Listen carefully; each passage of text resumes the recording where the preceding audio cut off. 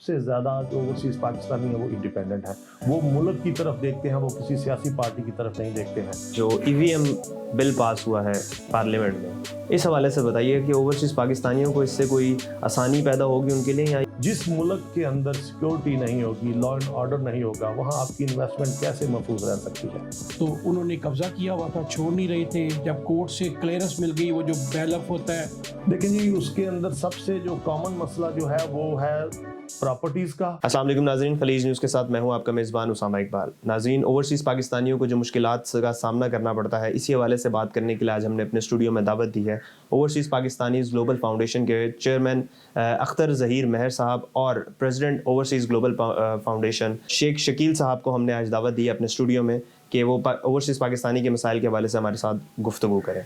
अस्सलाम वालेकुम सर, हम आपको स्टूडियो में खुशामदीद कहते हैं सर।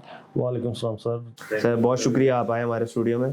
सर सबसे पहले मैं आपसे बात करूंगा, जो अभी एक कन्वेंशन हुआ था ओवरसीज़ ग्लोबल फाउंडेशन का, जिसमें ओवरसीज़ पाकिस्तानियों का एक कन्वेंशन था, कश्मीर कमेटी के साथ मिलके आप लोगों ने एक कन्वेंशन कराया था। इस हवाले से थोड़ी सी अपडेट दीजिएगा कि वो कैसा रहा कन्वेंशन और उसमें क्या उसकी पॉजिटिव इमेज आया उसका, या कैसा इमेज था?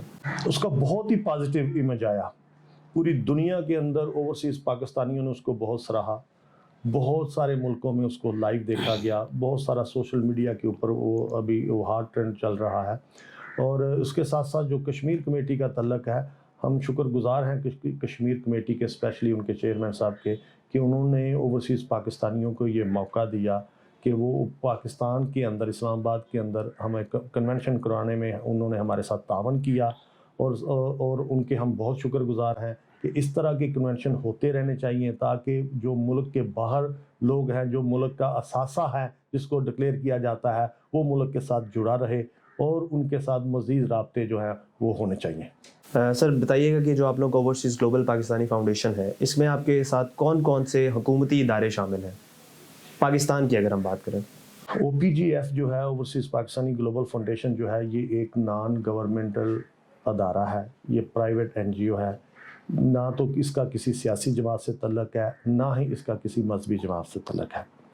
ये एक इंडिपेंडेंट हमारी ऑर्गेनाइजेशन है जो ओवरसीज़ के राइट्स के लिए, उनकी एडवोकेसी के लिए, डायस्पोरा जो है वो पाकिस्तानी डायस्पोरा जो है उनके राइट्स के लिए और उनकी एडवोकेसी के लिए बनाया गया है, जहां आप आकर अपने हक़ की बात कर सकते हैं। इस फोरम पे बैठकर हम जो हैं वो आवाज़ लगाते हैं हम कि किस तरह से आप पाकिस्तानी अदारों के साथ मिलकर अपने मसाइल को हल कर सकते हैं। शकील साहब, आप बताइएगा कि बेसिकली जो ओवरसीज़ पाकिस्तानियों को जो मेन मसला फेस करना पड़ता है पाकिस्तान में, वो है प्रॉपर्टी का इशू। कि कई लोग कहते हैं जी हमारे साथ फ्रॉड हो गया प्रॉपर्टी के हवाले से। इस इशू को रिजॉल्व करने के लिए आप लोगों ने अभी तक क्या काम किया? सबसे पहले थी thank you to having us in show, बहुत शुक्रिया बुलाने का। इस सिलसिले में जी हमारे पास हर रोज़ कुछ कंप्लेंट्स आती हैं, आप समझ लें 3 से 4 कंप्लेंट्स इन डेली बेसिस, क्योंकि हम लोग अपने वसाइल से अपने तौर पे काम कर रहे हैं और फिर वो हम OPC के ऑफ़िस में अपने तल्लकात की बिना पे उसको फॉरवर्ड कर देते हैं और बेशुमार काम हो भी रहा है, कुछ नहीं भी हुआ। अभी जैसे हाल ही में एक केस है हमारे पास, मैंने बल्कि कल जाके OPC के ऑफ़िस में उसका देखना भी है कि वो ख़तून बेवा है, कनाडा में बैठी हुई हैं, उनके घर पे कब्ज़ा हो गया था। कोई पुलिस वाली की बेवा थी, तो उन्होंने कब्ज़ा किया हुआ था, छोड़ नहीं रहे थे। जब कोर्ट से क्लियरेंस मिल गई, वो जो बैलअप होता है, उन्होंने उनको कब्ज़ा भी दिलवा दिया। उन्होंने अपने गार्ड घर पे रख दिए। 3 दिन के बाद दोबारा वो लोग असले की बिना पे आए हैं, गार्डों को निकाल के फिर कब्ज़ा कर लिया। अब मतलब ये है कि अब वो देख रहे हैं कि अभी इस बात को आज 10 दिन हो गए हैं। तो ये एक वो चीज़ है कि जिसको पता नहीं किस तरीके से ख़त्म किया जाएगा और ओवरसीज़ को एक रिलैक्सेशन मिलेगी कि मैं पाकिस्तान में इन्वेस्टमेंट करूं ताकि मेरे साथ ये ज़्यादती ना हो।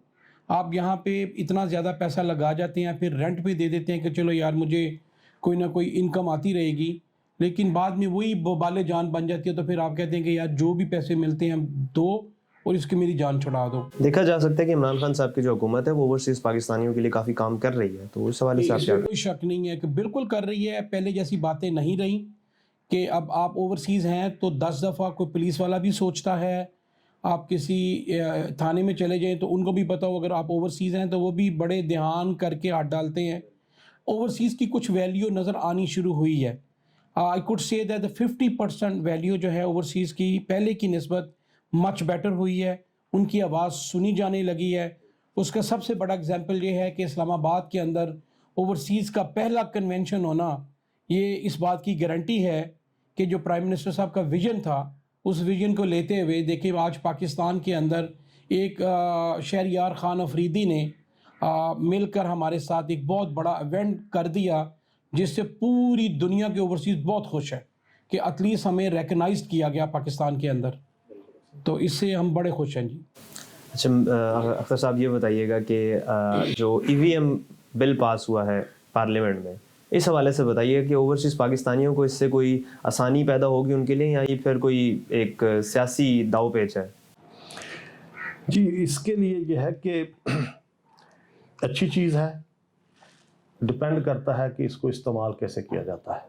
जिस तरह आपका मोबाइल फ़ोन है, इंटरनेट है, आपका कंप्यूटर है, ये डिपेंड है आप उसको किस तरीके से इस्तेमाल करते हैं। आप कुछ अच्छे तरीके से भी इस्तेमाल कर सकते हैं और बुरे तरीके से भी।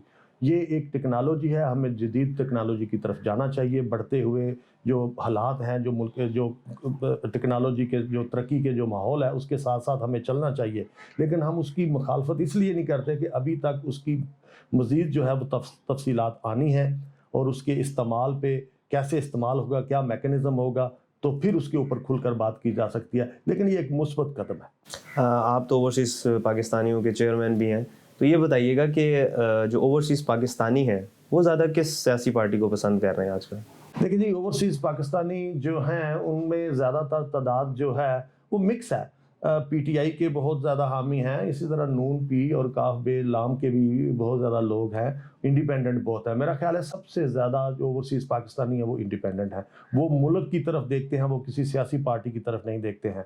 उनको मुल्क की मफाद अजीज़ है, किसी सियासी पार्टी का मफाद अजीज़ नहीं है। मेरा ख्याल है ओवरसीज़ पाकिस्तानी जो है ना, क्योंकि हम एक गैर सियासी जमात है, तो हमने रिस्पॉन्ड देखा है लोगों का। बहुत सारे डिफरेंट हमारे पास सब जमातों के लोग हैं, लेकिन majority of people they want to stay neutral, they want to stay with the state.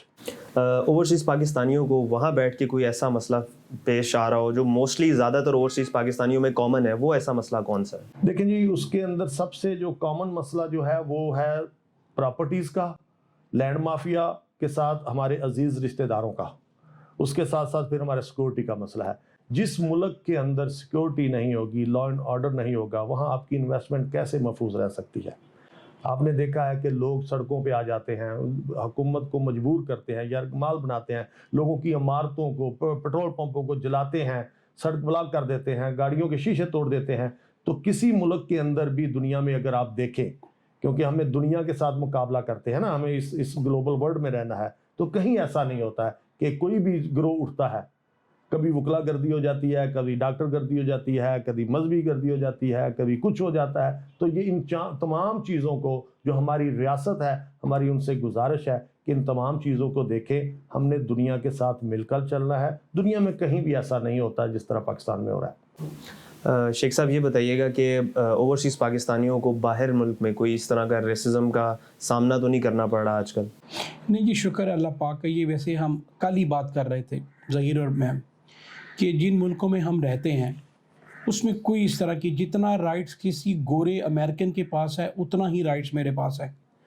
Even though कि मैं अगर ग्रीन कार्ड होल्डर नहीं भी हूँ, सिटीज़न नहीं भी हूँ, फिर भी मेरे पास वही राइट्स हैं जो कि एक अमेरिकन बोर्न सिटीज़न के पास हैं। तो उन मुल्कों की ये बहुत क्वालिटी है, ह्यूमन राइट्स, आपके राइट्स, आपको नजायज़ कोई तंग नहीं कर सकता। इवन दो कि अगर आप अनडॉक्यूमेंटेड है, that is a one issue, लेकिन अदर दैन दैट आपको कोई पॉइंट फिंगर नहीं कर सकता। मतलब है कि the laws are very very tough in that country. मतलब आप किसी को मतलब रेसिज्म नहीं कर सकते इस मामले में, तो कानून बहुत सख्त हो गए हैं अब। अच्छा सर, अगर कोई ओवरसीज़ पाकिस्तानी हमारा प्रोग्राम देख रहा है और उसको किसी किस्म का इशू का सामना करना पड़ेगा, तो आपसे कहाँ पे कांटेक्ट कर सकते हैं? जी, वो हमारी वेबसाइट पे जा सकते हैं, हमें ईमेल कर सकते हैं, हमारा फेसबुक पेज है, ट्विटर है, इंस्टाग्राम है, وہ ہمیں کسی طریقے سے بھی ریچ کر سکتے ہیں. جو بھی ہے ان کو لیگل ایڈوائس چاہیے ہوگی, ہمارا لیگل ڈپارٹمنٹ ہے. لیگل ریسرچر کے نام سے ایک کمپنی ہے جو وکلا کی ایک کمپنی انہوں نے بنائی ہے آرگنائزیشن, وہ ہمارے ساتھ ہوتی ہے. ہمارا لیگل ایڈوائزر ہیں, وہ ان کو ایڈوائس دیں گے, فری ایڈوائس دیں گے. پھر اس کیس کے مطابق جو ہے پھر وہ کسی کو ریفر کر دیا جائے گا, کسی بھی علاقے کا ہے تو ہم ان کی جتنی بھی مدد ہو سکے گی ہم کرتے ہیں. اور ہمارے پاس تقریباً 150 سکسیس جو ہے وہ کیسز کی اس طرح کی سٹوریز ہیں جو ہم کر رہے ہیں. جی ناظرین, یہ تھے اوورسیز پاکستانیز گلوبل فاؤنڈیشن کے چیئرمین اور پریزیڈنٹ. آپ نے ہمارا پورا پروگرام دیکھا. اگر آپ کو کسی قسم کا مسائل سامنا ہے اوورسیز پاکستانیز کو لے کے, تو آپ ہمارے اس کمنٹ باکس میں نیچے کمنٹ کیجیے, اور مزید اس طرح کی ویڈیوز دیکھنے کے لیے ہمارا پروگرام دیکھتے رہیے خلیج نیوز.